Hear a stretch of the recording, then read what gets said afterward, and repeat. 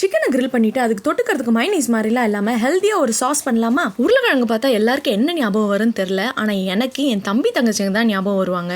எனக்கு அடுத்து பிறந்தவங்க மொத்தம் 3 பேர். நான் மூத்தவ. அதனாலே என்னமோ அவங்கள நல்லா ஏமாத்துவேன். நாங்களாம் லீவில் இருக்கும்போது எங்கள் அம்மா 1.5 கிலோ 2 கிலோ உருளைக்கிழங்கு வறுத்து வச்சுட்டு வேலைக்கு போவாங்க.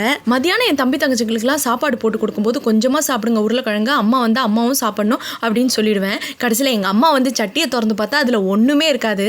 உருளைக்கிழங்குன்னு எழுதி வச்சா கூட போதும், நான் அப்படியே சாப்பிட்ருவேன். நான் அப்படி ஒரு உருளைக்கிழங்கு பைத்தியம்.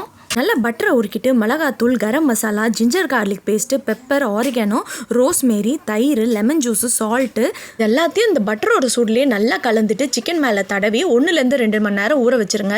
அதுக்கப்புறம் இந்த அவன் ட்ரேயில் எண்ணெய் தடவிட்டு என்னென்ன வெஜிடபிள் கட் பண்ணி வச்சுருக்கோமோ அது எல்லாத்தையும் லைனாக அடுக்கிடலாம். இதில் ஒரு வெங்காயத்தை 2ஆக கட் பண்ணி வைக்கிறேன். இது எதுக்குன்னு லாஸ்ட்டாக சொல்கிறேன். அதே மாதிரி உருளைக்கிழங்கு ஒரு வேக்காடு வேக வச்சுட்டு இந்த ட்ரேயில் அடுக்கி வச்சுக்கோங்க. அப்போ தான் மேலே கிறிஸ்பியாக வரும். இந்த காய்கறிக்கு மேலே கார்லிக் பவுடரு, பெப்பரு, உப்பு, எண்ணெய் மட்டும் அப்படியே தூவி விட்டுக்கோங்க. அவன்ல இந்த காய்கறிக்கு மேல சிக்கனை வச்சு கிரில் பண்ணும்போது உங்களுக்கு இந்த சிக்கனோட எண்ணெய் எல்லாம் அந்த காய்கறியில விழுந்து டேஸ்டா இருக்கும்.